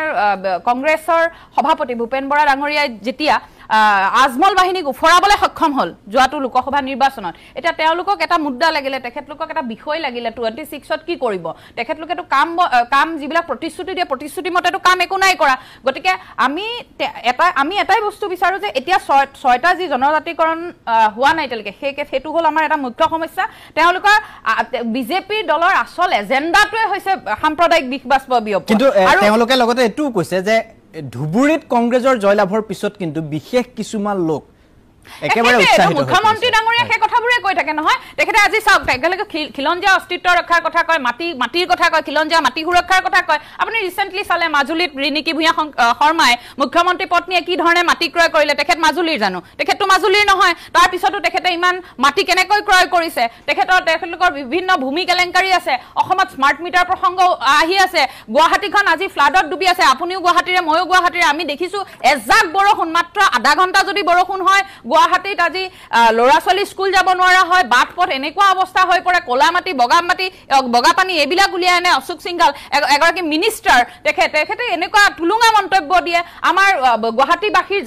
যাতায়াতৰ কিমান সমস্যা হৈছে যান বাহন বিলাক কেনেকুৱা অৱস্থা ডেমেজ হৈছে এই বস্তুবোৰ গুৱাহাটীবাসীয়ে তাৰমানে দুৰ্ভোগ ভুগিছে আপুনি এনেকুৱা এটা অৱস্থা গুৱাহাটীত এতিয়া ক্ৰিয়েট হৈছে আপুনি যদি ঘৰখন এৰি থৈ যায় কৰবালে আপুনি গাড়ীখন ঘৰত এৰি থৈ যায় কৰবাত যদি বৰষুণ এজাক দিয়ে আপুনি চিন্তাত পৰি যাব যে মোৰ গাড়ীখন বা ঘৰখন কিমান ডেমেজ হল এই কথাবোৰক লৈ পেলাই তেওঁলোকে কথা নাপাতে তেওঁলোকে মূল্যবৃদ্ধিক লৈ পেলাই কথা নাপাতে তেওঁলোকে কৃত্ৰিম বানপানীক লৈ পেলাই কথা নাপাতে তেখেতলোকে স্মাৰ্ট চিটিৰ কথা কয় এফৰ আসামৰ কথা কয় স্মাৰ্ট গুৱাহাটীৰ কথা কয় কিন্তু এই কথাবোৰত তেওঁলোকে কোনো মানে মন নিদিয়ে ইন্টাৰেষ্টিংলি যিখন সমষ্টিৰ পৰা জালুকবাৰী সমষ্টিৰ পৰা তেখেতে বিধায়ক হৈ 8 বছৰৰ বিধায়ক তেখেত এতিয়া সেই জালুকবাৰী সমষ্টিয়ে তেখেতৰ মুখ্যমন্ত্ৰী পাতিলে আপুনি যাওক আজি মই আপোনাক নাম কৈ দিছো উদয়নপুৰত যাওক আপুনি সুন্দৰবৰীৰ মানিকপুৰত যাওক তাত তেওঁলোকে কি কৰিছে জানেনে আধাৰশিলাবিলাক স্থাপন কৰিছে আধাৰশিলাত মৃগেন শৰণীয়াৰ নাম তেখেতৰ উপস্থিতিত আধাৰশিলা কৰা হল বুলি কয় কিন্তু মৃগেন শৰণীয়া উপস্থিতে নাথাকে তাৰ আপুনি ৰাইজক সোধক তাৰ উপৰি জালুকবাৰীত এনেকুৱা কথা কিছুমানো হৈছে যে ৰাইজে আপোনাক ক'ব যে এই ৰাস্তাবিলাকত যিবিলাক আৰ্ট ফিলিং হয় আৰ্ট ফিলিং বিলাক ৰাইজক কৰিবলৈ কয় ৰাইজে বছৰি সেই আৰ্ট ফিলিংবোৰ কৰে আৰু তেওঁলোকে ব্লক ইটা লগাম বুলি কয় ব্লক ইটাও নলগায় ৰাইজে নিজৰ ধনেৰে জালুকবাৰীৰ নিচিনা সমষ্টি এটাত ৰাইজে নিজৰ গাঁঠিৰ ধনেৰে ৰাস্তা বনাই অহা যোৱা কৰিব লগা হৈছে গতিকে এই যিবোৰ তেওঁলোকে হিন্দু মুছলিমৰ বিভেদকামী ৰাজনীতি কৰি আছে এইবোৰৰ চক্ৰান্তত আমি নুসুমাও এইবোৰৰ জালত আমি ভৰি নিদো আৰু এটা কথা কৈছো যি শেহতীয়াকৈ যি শিৱসাগৰত হ'ল শেহতীয়াকৈ যি ঢিঙত হ'ল লগতে কেইবাটা 16টা মানকৈ ধৰ্ষণ কাণ্ড হ'ল তাত হিন্দু মুছলিম মন্দিৰৰ পুৰোহিতো আছিলে মছজিদৰ মৌলানাও আছিলে গতিকে কিন্তু ধৰ্ষণৰ আমি কেতিয়াও সাপোৰ্ট নকৰো কংগ্ৰেছ দলে কোনো ধৰ্ষণৰ সাপোৰ্ট নকৰে গতিকে হিন্দু মুছলিমৰ ৰাজনীতি বাদ দি পেলাই এই যিবোৰ কথা হৈ আছে এই ধৰণে যিবোৰ ধৰ্ষণ কাণ্ড হৈ আছে অলপ আগতে পদ্মদাই এটা কথা ক'লে যে ৰাতিৰ ভিতৰতে ঘৰবোৰ বান্ধি লয় এই ঘৰবোৰ কোনে বান্ধিবলৈ কেনেকৈ দিছে কাৰণ তেওঁলোকে শক্তিশালী নিজকে চৰকাৰ বুলি কয় ডাবল ইঞ্জিনৰ চৰকাৰ বুলি কয় তেওঁলোক থকা অৱস্থাত বিজেপি থকাৰ অৱস্থাত মুখ্যমন্ত্ৰী হিমন্ত বিশ্ব শৰ্মা থকা অৱস্থাত আজি আপুনি বেলেগলৈ যাব নালাগে আপুনি জালুকবাৰীত চাওক কিমানখিনি মানুহ সন্দেহযুক্ত নাগৰিকে ঘৰ বান্ধিলে তেওঁলোকে কি কৰি আছে প্ৰশাসন যন্ত্ৰ ক'ত আছে গতিকে এই বস্তুবোৰ কাৰ প্ৰৰোচনাত চলি আছে এই কথাবোৰৰ কিন্তু মুখ্যমন্ত্ৰীয়ে উত্তৰ দিব লাগিব লগতে যিবোৰ ধৰ্ষণ কাণ্ড হৈ আছে কেৱল তফজ্জুলে নহয় প্ৰত্যেকজন ধৰ্ষণকাৰীয়ে শাস্তি পাব লাগিব এই কথাবিলাকক লৈ পেলাই আৰু উপযুক্ত যেতিয়ালৈকে শাস্তি নিদিয়ে অসমত ধৰ্ষণো নকৰে আৰু এটা কথা হিমন্ত বিশ্ব শৰ্মা ডাঙৰীয়া আৰু এটা কথা ক'লে আজি কেইদিনমান আগতে আমি নিউজত দেখিলো যে ক'ত ধৰ্ষণ হয় ক'ত ৰেপিষ্ট আছে আমি জানো যদি তেওঁ জানে ক'ত ৰেপিষ্ট আছে ক'ত ধৰ্ষক আছে তাত আৰ্মি CRPF নলগাই কিয় তাত প্ৰশাসন আৰু শক্তিশালী নকৰে কিয় এই ধৰণে তুলুঙা মন্তব্য দি পত্নীৰ কেৱল ৰিণিকী ভূঞা শৰ্মাৰ ভূ কেলেংকাৰীবোৰ লুকুৱাই থবলৈ গৈ গাপ দিবলৈ গৈ স্মাৰ্ট মিটাৰৰ যিটো আৰম্ভ হৈছিলে ৰাইজৰ শক্তিশালী কণ্ঠ আৰম্ভ হৈছে এইবোৰ দবাবলৈ গৈ পেলাই তেওঁলোকে এনেকুৱা তুলুঙা কথা কৈ ফুৰে তথা আকৌ শেষত কৈছো যি 30টা খিলঞ্জীয়া সংগঠন আছে আমি তেওঁলোকলৈ যি শিৱসাগৰত যি আন্দোলন কৰিলে তালৈ আমি সংগ্ৰামী হে অভিনন্দন যাচিছো আমি শুভেচ্ছা জানিছো আৰু আমাৰ ফালৰ পৰা তেখেতলোকক ডেফিনেটলি নিমন্ত্ৰণ কৰা হ'ব আৰু মই নেতৃত্বলৈ এই কথাখিনি ডেফিনেটলি ফৰৱাৰ্ড কৰিম এতিয়া আমি এটা কথা চাব লাগিব যে 1945 চন যেতিয়া গোপীনাথ বৰদলৈ ডাঙৰীয়া সেই সময়ত অসমৰ প্ৰধানমন্ত্ৰী আছিলে আজিৰ যে মুখ্যমন্ত্ৰী পদ সেই সময়ত প্ৰধানমন্ত্ৰী আছিল গোপীনাথ বৰদলৈ সেই সময়ত কি কৰিছিলে যে অসমৰ সেই সময়ৰ পৰা যে স্বাধীনোত্তৰ পূৰ্বৰ পৰাই যেতিয়া ভাষানীৰ ষড়যন্ত্ৰ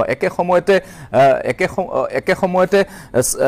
সাদুল্লাৰ ষড়যন্ত্ৰৰ আধাৰত যে বংগীয় মুছলমানক অসমত পৰ্যবেক্ষিত কৰা হৈছিলে সংস্থাপিত কৰা হৈছিলে যিবিলাক আমাৰ চৰকাৰী ভূমি যিবিলাক বেদখল হৈছিলে ব্যাপকভাৱে বেদখল হৈছিলে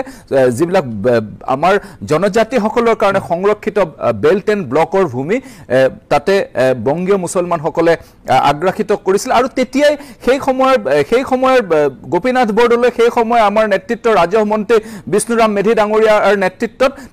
তেওঁলোকে উচ্ছেদ অভিযান আৰম্ভ কৰিছিল কিন্তু পৰৱৰ্তী সময়ত অসমৰ যোৱা 55টা বছৰ কংগ্ৰেছ চৰকাৰে তেওঁলোকক কিন্তু ইয়াতে অধিক শক্তিশালী কৰিলে সেই বংগীয় মুছলমানৰ যিবিলাক ভূমি তেওঁলোকে অধিগ্ৰহণ কৰিছিলে আগ্ৰাসিত কৰিছিলে সেই ভূমিত কোনোদিন তাতে উচ্ছেদ অভিযান নচলালে কিন্তু যেতিয়াই ডক্টৰ হিমন্ত বিশ্ব শৰ্মা ডাঙৰীয়াৰ চৰকাৰ যেতিয়া ভাৰতীয় জনতা পাৰ্টি চৰকাৰ অসমত আহিলে পৰৱৰ্তী সময়ত অসমৰ যিবিলাক বেদখল কৰি থোৱা যিবিলাক চৰকাৰী ভূমি যিবিলাক বনাঞ্চল যিবিলাক বেল্ট এণ্ড ব্লক জনজাতিসকলৰ কাৰণে সংৰক্ষিত বেল্ট এণ্ড ব্লক এইবিলাক এনক্ৰ'চ কৰাসকলক এভিকশ্যন কৰিবৰ কাৰণে অৰ্থাৎ তাৰ পৰা উচ্ছেদ কৰিবৰ কাৰণে কাম কাজ হাতে কামে কৰিলে আৰু যোৱা সময়ছোৱা আপুনি দেখিছে যে ব্যাপকভাৱে উচ্ছেদ হৈছে কাৰো ওচৰত কোনো ধৰণৰ প্ৰতিক্ৰিয়া প্ৰশ্ৰয় নিদি এই উচ্ছেদ অভিযান আৰম্ভ হৈছে আপুনি যদি চাই তেতিয়াহ'লে কাজিৰঙাৰ পৰা উচ্ছেদিত হ'ল দবকাৰ পৰা উচ্ছেদিত হ'ল লামডিঙৰ পৰা উচ্ছেদিত হ'ল গৰুখুটিৰ পৰা উচ্ছেদিত হ'ল লক্ষীপুৰৰ পৰা গোৱালপাৰা লক্ষীপুৰৰ পৰা উচ্ছেদিত হ'ল নিশ্চিতভাৱে সামগ্ৰিকভাৱে সমগ্ৰ অসমৰ যিবিলাক চৰকাৰী ভূমি এই বেদখলকাৰীসকলে এই বংগীয় মুছলমানসকলে বংগীয় মূলৰ মুছলমানসকলে যি ধৰণে আগ্ৰাসন কৰিলে সেই আগ্ৰাসনৰ ভূমি উচ্ছেদ কৰিবৰ কাৰণে যোৱা সময়ছোৱা কাম কাজ কৰিছে একেটা সময়তে আপুনি ডাঙৰীয়া হয় কৈ আছো হয় নাই মই আপুনি যেতিয়া কৈ আছিলে মই কোৱা নাছিলো না মই কৈ আছো আচ্ছা আপুনি বাইদেউ মই অকমান একদম অতি বিনম্ৰতাৰে কৈছো মোক কৈ ল'ব দিয়ক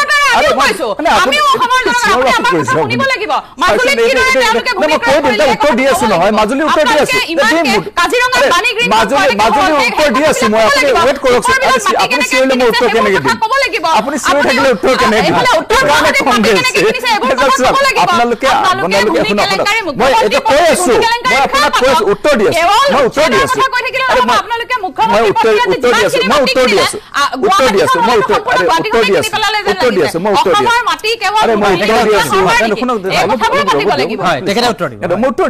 এতিয়া কথাটো হৈছে এইটো যে আজি যদি এটা কথা আপুনি লক্ষ্য কৰে তেতিয়াহ'লে দেখা পাব যে যোৱা সময়ছোৱাত এই ধৰণে যিবিলাক চৰকাৰী ভূমি উচ্ছেদিত কৰা হ'ল আৰু আজিৰ তাৰিখত কাৰো সাহস নাই এইটো যে একে ৰাতিয়ে ঘৰ বনাবৰ কাৰণে একে ৰাতিয়ে অঞ্চল দখল কৰিবৰ কাৰণে কাৰো আজি সাহস নাই ডক্টৰ হিমন্ত বিশ্ব শৰ্মা ডাঙৰীয়াৰ নেতৃত্বত এইখন চৰকাৰ ৰ'ব মই কৈ আছো এতিয়া জালুকবাৰীত আপুনি জালুকবাৰীত কৈছে জালুকবাৰীৰ উচ্ছেদ আৰম্ভ হৈছে যোৱা পৰহিৰ পৰা তাত নিৰবিচ্ছিন্নভাৱে উচ্ছেদ হৈছে আৰু সকলোবিলাক উচ্ছেদ হ'ব এইখন চৰকাৰ শক্তিশালী চৰকাৰ ডক্টৰ হিমন্ত বিশ্ব শৰ্মা ডাঙৰীয়াৰ চৰকাৰ এতিয়া কথাটো হৈছে এইটো আপুনি যিটো মাজুলীৰ কথা কৈছে মই আপোনাক আজি মই প্ৰত্যাহ্বান জনাইছো মাজুলীৰ বিধায়ক এজন খিলঞ্জীয়া জনজাতীয় মূলৰ লোক মাজুলীৰ বিধায়কৰ আজি যদি আপুনি বাইট চলিছে মাজুলীৰ বিধায়কে কৈছে যে যাৰ কথা আপুনি কৈছে তেওঁ সেইখন দক্ষিণপাট সত্ৰৰ 3 পুৰুষৰ পৰা তাত আছে তেওঁৰ ককা দেউতাৰ পৰা তাত আছে গতিকে নিশ্চিতভাৱে তাত তেওঁলোকৰ মাটি কিনাৰ অধিকাৰ আছে গতিকে এই ধৰণৰ কথা বতৰাবিলাক আভুৱা ভৰি লাভ নাই আজি আপুনি যদি প্ৰত্যাহ্বান জনাবলৈ মন আছে তেতিয়াহ'লে সেইজন খিলঞ্জীয়া অসমীয়া মাজুলীক প্ৰতিনিধিত্ব কৰা সেইজন জনজাতীয় বিধায়কক প্ৰত্যাহ্বান জনাওক চাওক আপোনাৰ যদি সাহস আছে আপুনি খিলঞ্জীয়া সেই জনজাতীয় লোকজনক প্ৰত্যাহ্বান জনাওক চাওক আপুনি যদি কংগ্ৰেছৰ যদি কাৰোবাৰ সাহস আছে কংগ্ৰেছৰ যদি সভাপতিৰ যদি সাহস আছে কংগ্ৰেছৰ যদি নেতা গৌৰৱ গগৈ যদি সাহস আছে মাজুলীৰ সেই খিলঞ্জীয়া অসমীয়া জনজাতীয় বিধায়কজনক প্ৰত্যাহ্বান জনাওক তেওঁৰ বক্তব্য প্ৰত্যাহ্বান জনাওক যদি সাহস আছে তেওঁ নিশ্চিতভাৱে তেওঁ সেই খিলঞ্জীয়া জনজাতীয় সেই বিধায়কজনে জনজাতীয় সেই নেতৃত্বৰ বিধায়কজনে জনজাতীয় ভূমিপুত্ৰজনে আজি যিটো কথা কৈছে তাক প্ৰত্যাহ্বান কৰি দেখাওক চাওক আপোনাৰ যদি সাহস আছে গতিকে সেয়ে হৈছে কংগ্ৰেছ গতিকে ভাৰতীয় জনতা পাৰ্টীয়ে সদায় খিলঞ্জীয়াৰ পক্ষত আছে ভাৰতীয় জনতা পাৰ্টীয়ে সদায় অসমীয়া হিন্দু মুছলমানৰ পক্ষত আছে তেওঁ আপুনি যাৰ কথা কৈছে মই বুজি পাইছো জয়ন্ত গোস্বামী নিশ্চিত হয়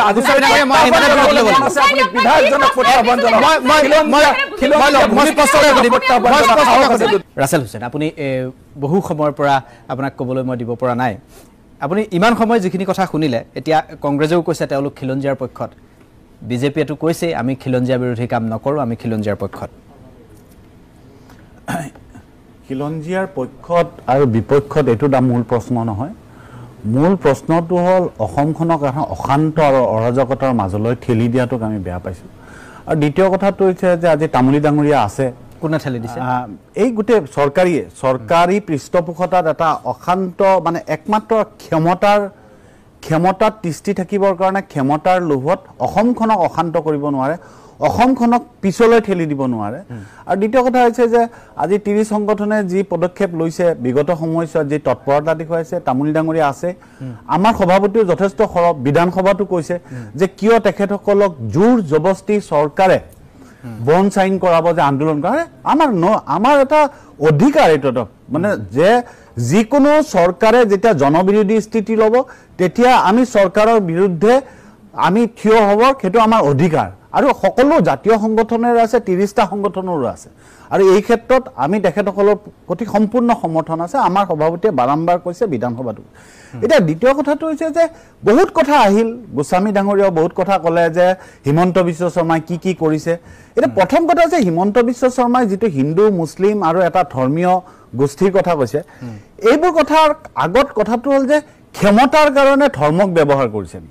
কাৰণ যদি তেওঁ সঁচা অৰ্থত যদি হিন্দুৰ কাৰণে কাম কৰিলে তেতিয়াহ'লে কংগ্ৰেছৰ সময়ত তেখেতে গৈ কোৰাণক শ্ৰেষ্ঠ বুলি কেতিয়াও নকলে কাৰণ এজন নেতাৰ কি সকলো ধৰ্মীয় গ্ৰন্থই শ্ৰেষ্ঠ এটো তেখেতে সকলো ধৰ্মাৱলম্বী লোকক সকলো জনগণক ৰিপ্ৰেজেন্ট কৰে তেখেতে টুপি পিন্ধি গৈ মাদ্ৰাসাত কি এইবোৰ ভিডিঅ' এটা চলি আছে আপোনালোকে দেখিছে যে এই যে সাতুকাৰিতা আৰু তোখামত কৰা বিশেষ ধৰ্মীয় লোকক সময়ে যেতিয়া মানে বিজেপি আহিছে তেতিয়া এটা বিশেষ ধৰ্মীয় লোকক কৰিব কংগ্ৰেছ থাকোতে বিশেষ কৰে এই কথাবোৰ আমি বিৰোধ কৰোঁ দ্বিতীয় কথা যে তেখেতে এতিয়া যে কংগ্ৰেছে এয়া কৰিছিল খেয়া কৰিছিল বিশেষ এটা ধৰ্মীয় জনগোষ্ঠীৰ আগ্ৰাসনক উৎসাহ জনাইছিল তেখেতে কোনোবা দিনাখন 2002 চনত তেখেতে মন্ত্ৰীৰ শপত লৈছিল শপত লৈ মাজত এক বছৰ খালি মন্ত্ৰী নাছিল 2016 চনলৈকে কোনোবা দিনা কেবিনেট মিটিঙত তেখেতে ডিসেন্ডেন্ট নোট দিছে নেকি, বিৰোধ কৰিছে নেকি? আজি যে এই যে হেৰি 47,000 যে ফৰেনাৰ্ছ ট্ৰিব্যুনেলে যে বিদেশী চিনাক্ত কৰিছে, কেইজন বিদেশীক বিতৰণ কৰিলে তাৰ উত্তৰটো তেখেতে দিব নেকি? আজি যে বিদেশী, আজি গোস্বামী ডাঙৰে বাৰে বাৰে কৈছে ওৰ পৰা উচ্ছেদ কৰিছে, তোৰ পৰা উচ্ছেদ কৰিছে। এজন ভাৰতীয় নাগৰিকৰ চৰকাৰৰ দায়িত্ব যে তেওঁলোক যদি গৰাখহনীয়াত যদি উচ্ছেদিত হৈছে, তেওঁলোকৰ মাটি গৈছে, তেওঁলোকক চিনাক্ত কৰি তাৰ জৰীপ কৰি তেওঁলোকক সংস্থাপিত কৰিব লাগিব। এতিয়া কথা ভাৰতীয় নাগৰিক হয় নে নাই, এই সন্দেহজনক শব্দটো আঁতৰাবৰ কাৰণে আমাৰ হাতত ব্যৱস্থা কি আছে? সাংবিধানিক ৰক্ষা কবচ। তাৰে কাৰণে কি কৰিব লাগিব? এখন শুদ্ধ এনআৰচিখনত যদি ভুল ক্ৰুটি আছে তাক আঁতৰাই 5 বছৰৰ ভিতৰত কি কৰিলে তাৰ খতিয়ান তেওঁলোকে দিব লাগিব ৰাইজৰ ওচৰত। সেইটো নকৰি আপুনি সন্দেহজনক শব্দটো কৈ থাকিলে সন্দেহজনকটো চিৰকালৰ কাৰণে আঁতৰিব লাগিব। কোন ভাৰতীয় প্ৰকৃত ভাৰতীয় নাগৰিক আৰু কোন নহয় সেই কথাটো স্থিৰ কৰিব লাগিব। দ্বিতীয় কথাটো হৈছে যে আজি তেওঁলোকে কা আইন আনি অতিৰিক্ত 43 বছৰৰ বোজা জাপি দিলে, সেই কথাটো তেওঁলোকে নকয় যে মই মানি ললো যে 43 বছৰৰ অতিৰিক্ত বোজাত বিদেশী আহিব, হিন্দু বঙালী কেৱল আহিব পাৰিব। হিন্দু বঙালীসকলে বন চাইন কৰি লিখি দিছে নেকি যে আমি অসমীয়া অহাবাৰ চেঞ্চাছত আমাৰ মাতৃভাষা অসমীয়া বুলি লিখিম? কৈছে নেকি? যদি কোৱা নাই তেতিয়াহ'লে ভৱিষ্যতে আগন্তুক দিনৰ চেঞ্চাছত অসমীয়া ভাষাটোক বিপদৰ মাজলৈ ঠেলি দিয়াৰ কাৰণে দায়িত্ব কোনে ল'ব? আজি বঙালী অঞ্চল, যি হিন্দু বঙালী অঞ্চলবোৰত অসমীয়া স্কুল, জাতীয় বিদ্যালয় ক'ৰবাত দেখিছে নেকি? চবতো বঙালী মিডিয়াম স্কুল নাইবা ইংলিছ স্কুল। যিসকল আদ্যৱন্ত তেওঁলোকে ইংলিছ মিডিয়াম স্কুলত পঢ়াইছে, যোন নহয় তেওঁলোকে বঙালী মিডিয়াম স্কুলত, অসমীয়া মিডিয়াম স্কুলত হৈছে নেকি? হোৱা নাই। এতিয়া ঘটনাটো এই চৰকাৰখনে 6 নং দফাৰ কথা ইতিমধ্যে মই কৈছোঁ যে 1951 চনৰ 1 জানুৱাৰী ভিত্তিবৰ্ষ হিচাপে লৈ বাৰে বাৰে ডিলিমিটেশ্যনৰ কথা কৈ আছে। 80% খিলঞ্জীয়াৰ কাৰণে যেতিয়া সংৰক্ষণ হ'ব তেতিয়া চিৰকালৰ কাৰণে সংৰক্ষণ হ'ব। আজি ডিলিমিটেশ্যনৰ কথা কৈছে, কালি আসন বাঢ়িব, কালি নতুন চেঞ্চাছ হোৱাৰ পিছত আকৌ ডিলিমিটেশ্যন হ'ব। এইটো চিৰস্থায়ী নেকি? এইটো চিৰস্থায়ী সমাধান নেকি? আজি কথা যে এয়া কৰিছোঁ সেয়া কৰিছোঁ শংকা কৰি এটা জনগোষ্ঠীক বা এটা ধৰ্মীয় লোকক শংকিত কৰি আপুনি তাৰ মাজত আকৌ মৌলবাদী লোকক নি ব্ৰেইন ৱাছ কৰাবৰ কাৰণে আকৌ মুছলিম ফাণ্ডামেণ্টেলিষ্টৰ এটা গড় দিবৰ কাৰণে আপোনালোকে এটা ব্ৰিডিং গ্ৰাউণ্ড বনাই দিব বিচাৰিছে নেকি? আজি কাজিৰঙাৰ কথা কৈছে আপুনি, কাজিৰঙাত উচ্ছেদ কৰিলে, উচ্ছেদ কৰি হাইকোৰ্টৰ পৰা গৈ কিনে কম্পেনচেশ্যন আপোনালোকে কিমান কোটি টকা দিলে? 23 কোটি না 22 কোটি টকা কম্পেনচেশ্যন দিলে না নাই? কিয় দিলে? সেই উচ্ছেদ কৰা মানুহজনক কোনখন ট্ৰাকত উঠাই কেতিয়া বিতৰণ কৰিলে তাৰ উত্তৰটো লাগিব। আজি সেইকাৰণে কৈছো এই চৰকাৰখনে এইবোৰ কথা হিমন্ত বিশ্ব শৰ্মা ডাঙৰীয়াই কংগ্ৰেছত থাকোঁতে কোনটো নোট দিছে? তেওঁ বিদ্ৰোহ নকৰিলে কিয়? আজি যিবোৰ কথা সাম্প্ৰদায়িক কথা কৈ আছে সেই সাম্প্ৰদায়িক কথাবোৰে অকল জ্বলন্ত এটা জুই, এটা আগ্নেয়গিৰিৰ ৰূপ দিব বিচাৰিছে, অৰাজকতাৰ সৃষ্টি কৰিছে। যি বিফলতা, আজি বিফলতাৰ কথা কওঁ, আজি অসমখনক কোনপিনে ঠেলি দিয়া হৈছে? নীতি আয়োগৰ যি শেহতীয়া প্ৰতিবেদন তাৰে 16টা শিতানৰ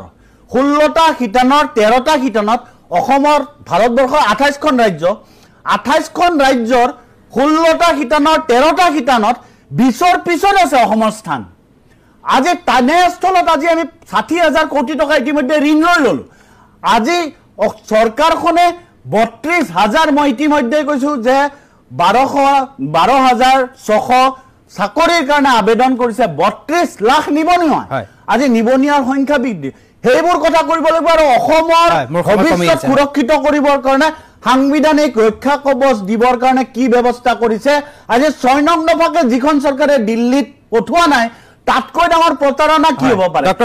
এই কথাবোৰৰ মৌলিক প্ৰশ্নবোৰৰ উত্তৰ দিব লাগিব। আৰু এই মৌলিক প্ৰশ্নবোৰৰ যোনে বিৰোধিতা কৰিছে, ক্ষমতাত থাকি যোনে প্ৰতাৰণা কৰিছে, তেওঁলোকে অসমীয়াৰ শত্ৰু, অসমৰ শত্ৰু। ডক্টৰ গোস্বামী ডাঙৰীয়া, মই আপুনি ক'ব, মই তাৰ লগত এটা যোগ দি দিব বিচাৰিছোঁ। কংগ্ৰেছেও কৈছে তেওঁলোক খিলঞ্জীয়াৰ পক্ষত, বিজেপিয়েও কৈছে খিলঞ্জীয়াৰ পক্ষত। অসমৰ মানুহে এতিয়া কাক খিলঞ্জীয়াৰ পক্ষত বুলি ভাবিব? এইটো এটা কিন্তু ডাঙৰ সমস্যা হৈছে। অসমৰ মানুহক আচলতে ইমান বেছি অজলা নিচলা বুলি ভবাটো ভুল, কাৰণ ৰাইজে দেখি আছে ন গোটেই কাৰবাৰটো, কোন কেতিয়া কাৰ সময়ত খিলঞ্জীয়া পক্ষত কোন আছিল, কোন আছে, কেতিয়ালৈকে থাকিব, কোন কি কৈ আছে, অসমৰ ৰাইজে দেখি আছে। আৰু গোটেই কথাবিলাক সামগ্ৰিক পৰিস্থিতি পৰিৱেশটো ৰাইজে দেখি আছে। গতিকে ৰাইজে বিচাৰ কৰিব সময়ত, আৰু ৰাইজে জানে, আৰু ৰাইজক ইমান অচলা নিচলা বুলি ভবাটো ভুল, প্ৰথম কথা। দ্বিতীয় কথাটো হৈছে যে কিছুদিনৰ আগতে 2019 চন মানতে নেকি কেন্দ্ৰীয় চৰকাৰ এটা ৰিপৰ্ট ওলাইছিল। সেই ৰিপৰ্টটোত এটা খুব মানে শংকিত কথা ওলাইছিল যে অসমৰ 53 লাখ খিলঞ্জীয়া মানুহৰ প্ৰায় 33 লাখৰ নিজৰ ভূমিৰ ওপৰত অধিকাৰ নাই। সেইটো এতিয়া কিছু শতাংশ সলনি হ'লেও মোটামুটি 30-33% ব্যক্তি আছে যিসকল লোকৰ ভূমিৰ ওপৰত অধিকাৰ নাই আটাইতকৈ গুৰুত্বপূৰ্ণ প্ৰশ্ন হৈছে এইটো এতিয়া কথাটো যিটো 6 নং দফাৰ প্ৰশ্নটো আহিছে কিছুদিনৰ আগলৈকে কৈ থকা হৈছিল যে 6 নং দফাৰ ৰূপায়ণত আমাৰ টেকনিকেল প্ৰব্লেম আছে কিন্তু এতিয়া আমাৰ হাতত কি আছে আমাৰ হাতত ব্ৰহ্ম কমিটি ৰিপৰ্ট আছে আমাৰ লগত কি আছে আমাৰ লগত বিপ্লৱ শৰ্মা কমিটি ৰিপৰ্ট আছে আমাৰ লগত কি আছে আমাৰ লগত এখন ইতিমধ্যে 1600 কোটি টকাৰে বনোৱা এখন বেছ এনআৰসি এখন আছে যিখন সম্পূৰ্ণ নহয় বুলি কোৱা হয় গতিকে এটা কৰিব লাগে কি যে এই যিখন এনআৰসি হল সেই এনআৰসি খনক যিদৰে দাবী কৰি থকা হৈছে অন্ততঃ যিকিটা সমষ্টিত সন্দেহজনক কথা আছে সেই এনআৰসি খনক পুনৰ নিৰীক্ষণ কৰি ইমিডিয়েটলি সেই এনআৰসি খনক ফাইনেলাইজ কৰিব লাগে যাতে ৰাছেল দাই কোৱা নিচিনাকে আমাৰ এটা বেছ ডকুমেণ্ট এটা হৈ যায় আৰু আমি সন্দেহযুক্ত শব্দটো আমি আঁতৰাব পাৰোঁ সেই এনআৰসি খনৰ আৰু সেই এনআৰসি খনৰ ওপৰত ভিত্তি কৰি বা নতুবা 1951 যিটো আপোনাৰ বিপ্লৱ শৰ্মা কমিটিয়ে যিটো সাজেষ্ট কৰিছে সেই বিষয়টোক লৈ পেলাই আমি কিয় 6 নং দফাটো ইমপ্লিমেণ্ট নকৰোঁ আৰু যদি 6 নং দফাটো আমি যিকোনো কাৰণতে ৰূপায়ণ কৰিব পাৰোঁ এটা ৰাতিৰ ভিতৰত এটা দিনৰ ভিতৰত দেখোন অসমৰ সকলোখিনি সমস্যা কি 6 নং দফাটো যদি আমি ইমপ্লিমেণ্ট কৰি দিব পাৰোঁ এই ইখন বিধেয়ক আনা সিখন বিধেয়ক আনা ইটো কাম কৰা সিটো কাম কৰা কোনো প্ৰয়োজন নাই কাৰণ এদিনৰ ভিতৰত আমাৰ অসমৰ সকলোখিনি মানুহে সমস্যা সমাধান আৰু তেতিয়া আমাৰ বাহিৰাগত আপোনাৰ বিহাৰী বঙালী ইউপি মানুহৰ পৰা আমাৰ প্ৰত্যাহ্বান নাই আৰু বাহিৰাগত আপোনাৰ বাংলাদেশী মূলৰ সন্দেহযুক্ত নাগৰিকৰ পৰা মই আৰু সময় দিব নোৱাৰিম গোস্বামী ডাঙৰীয়া আপুনি কিবা এটা ক'ব বিচাৰিছিল কিন্তু মই সময় দিব নোৱাৰিম সময় ইতিমধ্যে শেষ হৈছে কথাটো মাজুলী কথাত